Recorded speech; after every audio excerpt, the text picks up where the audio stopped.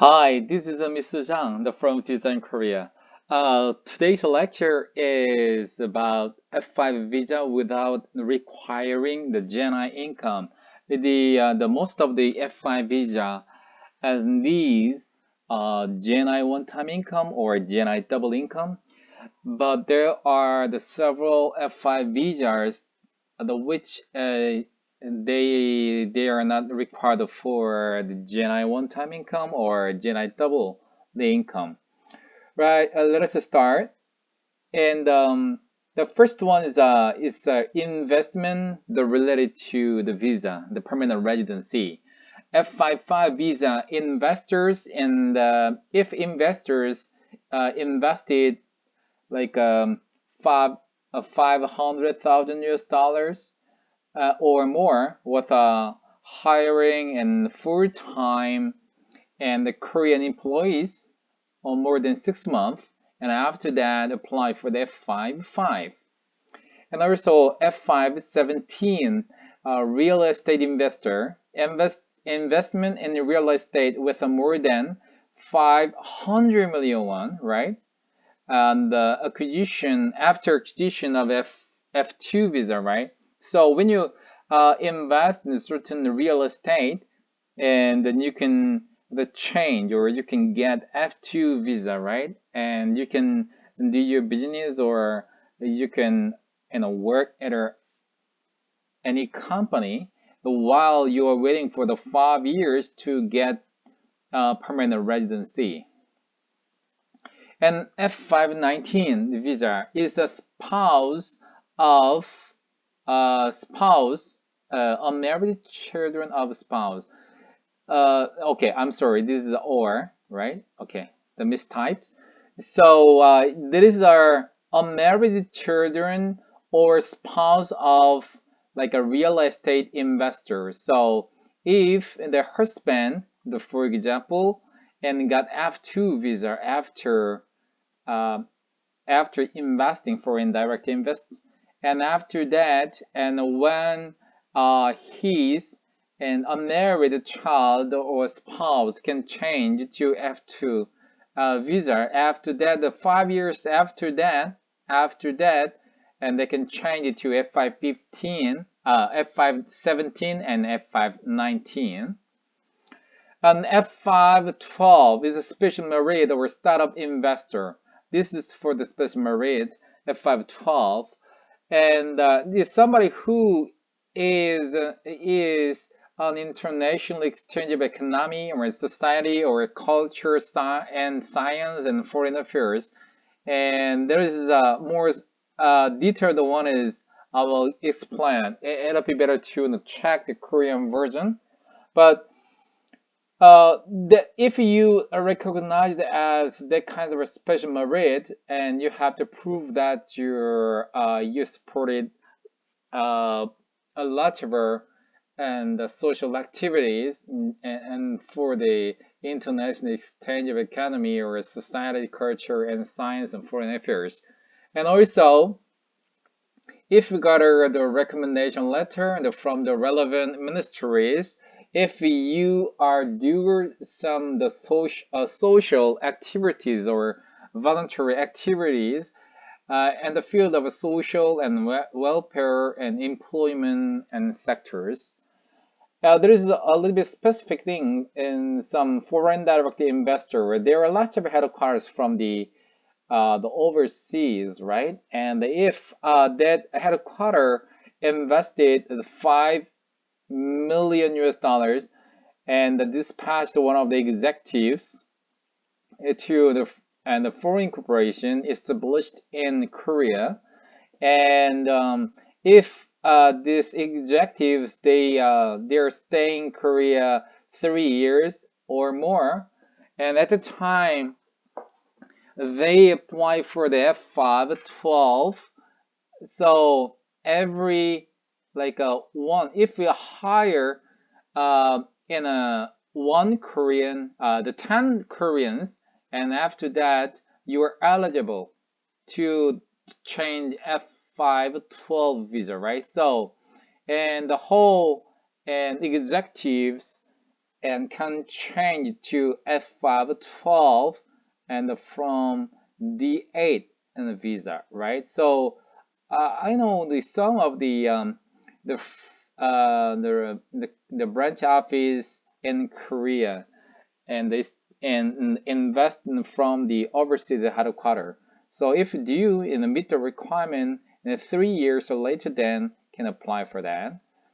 And this is one of the things that the the foreigners, right, and they got the F5 due to this reason. I read in news articles a few years ago, and one of the foreigners that saved the Korean lives, right? And at the time, but even though he was an undocumented person, and but finally he got changed G1 to treat his burned skin, and after that changed to F512, right? F524 in the startup, right? But it is not all the startup, right? Somebody got a like a and the startup with technologies, right? This visa type is called DA4, and after the 3 years from DA4, and while this season and attracting after 3 years, it doesn't matter, right? Attracting 3 million won from overseas or domestic and companies, and also hiring and two the Koreans on more than 6 months with full-time workers if due and have a chance to apply for the F524. The next one, public utility investor. This is for the Korean government and designated several and the real estate or facilities utilities, right? So if they invested a certain amount of money, right, and after 5 years, then I can change it to the F5. F521 visa is a general investor in public utility, and if the foreigners invests and 500 million won, all won, right? And after that, they can get F2 visa. So if they can get an F2 visa, right, they can the work or run their own business. And 5 years later, then and they can change it to F521, 21, the based on the received date of F2 visa. F523 visa is just for the retirement investment visa, right? And public utility. So this is a little bit less amount, right? The 300 million one. So if you will be the retired from the company, and if you have enough money, and you can invest a certain amount of 300 million won or higher to the public and the sector, and after that you may get F2 visa, right? And if you maintain it and the 5 years, and you may change it to F2 F523. But the important thing is the age is 55 years old. So it's an international age, right? If your age is 55 and you have enough point, the fund to invest a certain amount of money into Korea, and you can invest the 300 million won, and you can get after visa and maintain 5 years, you have a chance to apply for the F523 visa. F522 is the spouse of an unmarried child from of F521 and F523, and also spouse and also have a chance to apply for the F522, and from the acquisition date of F2 visa, right? You need 5 years basically. And F524, the startup investors. Oh, I just already explained it before that at the front of the pages, right? You can see that. And F525 is already conditional investor. This is a huge amount of money, right? 1.5 billion won deposit at their government designate a certain area, right? The bank, and the bank relates to some of the government, the sector, and 5 years or later then, and they can get F525 visa, right? The specific ability, right? And the specific ability is called the points-based permanent residence visa, right? This is based on the point, and so there is but mostly and there are some of the like individual and a point and and the optional points. So individual is the front one.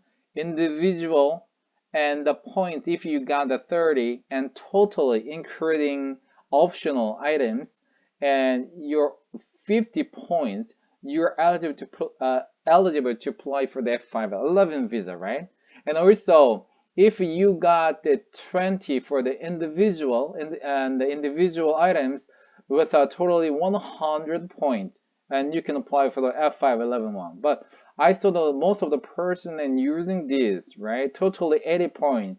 And it doesn't matter about the optional or individual items. So if your score is 80 point or higher with staying in Korea more than 1 year after registration, and you may apply for the F511. But there are very if you want to get a point and there are lots of things and you needed to translate into understand, right? This is written in Korean, but it's very difficult to understand even, right? Because it is very difficult to translate literally. So the basic and a point chart I post on my YouTube channel, Visa in Korea, right? And you can check the 511 point chart. The one of the things that F520 visa, right? If your child, if you, right, is a child and the father or mother, if they have or he or she has F5 visa, and while you are holding F5 visa and your child is born, your born child in Korea and can get F520 visa, right? At the time of and your child is born, but there is some of the steps, right? If you got an F5, right, and I have to register. The first of all, you have to submit it and your child birth certificate to your embassy in Korea and get his or her, your child, in a passport. And after that, you have to register your child as F2, right? Or just after that, you can just apply for the F520 after your child get his or her and a passport. But there is I didn't and mention it, but I will let you know one more thing, right? But there are lots of and the visa types can change F5 without requiring GNI income. But there is no any code for the F5. But I will let you know one thing. If you are KGSP, if you get a scholarship student from Korean government, and this is after, right? Because of this scholarship program, and exactly this is a D27. So this D27, like the special the benefit for D2 the visa holders. This is a very specific things and have a lot of benefit. And also I explained about what is the benefit of D27. But anyway, KGSP student and no need GNI income if you apply for the F5 visa, right? But if he or she applies to F501 visa, actually GNI two-time income is required, right? But if you are a KGSB student with a D27, So the D27 is after 2016, right? The before that we can try, but I'm not sure that. But I'm talking about after 2016 because at the time new visa system D27 has established, right? So if you got the KGSP and you are currently holding E7 or after, it doesn't matter, right? When you apply for the F5 and there's no more GNI, right? There is no more things, right? The GNI one time or is not. But you have to understand that if you got a E7, right, after graduating from one of the Korean university, and you are eligible in the 5 years, from the 5 years, right? And you can apply for the F501 visa, but no need a GNI. But E7 visa holders basic income is a GNI 80%. You have to meet it when you apply for that, and then you have to show that your income certificate, right? If you get an F27, right, no need the GNI 80%, but you have to get minimum income. So you have to prove that minimum income for the previous year. But based on the 2020, for example, and the basic income, right? And I just checked that. And wait a minute.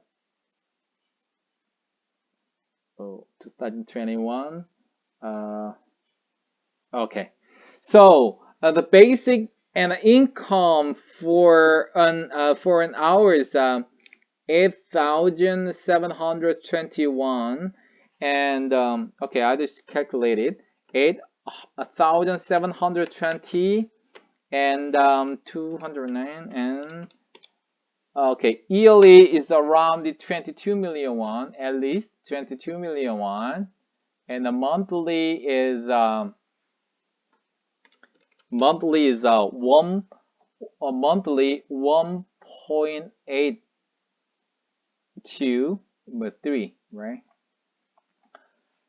The 1.83 million won, right? If you have this one, if you got an F27, you can apply for that, right? Okay.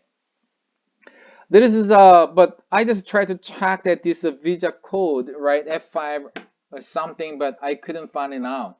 This one, right? There's a KGSP student and can apply for the F5 visa, right? Without a GNI one time or a double income, right? So if you do, if you got a D27 before and you are holding E7 or F27, right? The 5 years later than from the E7 or F27, try to apply for F501 without exactly GNI or GNI double. This is a visa in Korea, Mr. Chan. Wow, today was very tough, right? And anyway, if you like my YouTube channel, please and subscribe and my channel. It is very very motivating to me to make this like information or the lecture, because it takes a very very long time to translating into Korean to English, or several times I just delete the recording because it was not good explanation or some the pronunciation problems. So but anyway, if you have any questions, you can contact me, and my cell number 010 383 and 3078. This is Mr. Zhang. This is my cell number. You can contact me, but kindly, and you can call me like afternoon time, right? Before the 6 p.m. or sometime like 7 or 8. So I'd like to recommend you to call me or during day or the afternoon time and set up the schedule, and after that we can communicate very comfortably, right? Just to call and just to asking something is very difficult to receive the whole phone. So it'll be better to contact me and the short time and reserve for the consultation and through the phone, right? It'll be more recommendable. This is Mr. Zhang, visiting Korea. Please click subscription. Okay, bye bye. See you next time with more valuable information on the Korea visa immigration policies. Thank you. See you next time. Bye bye.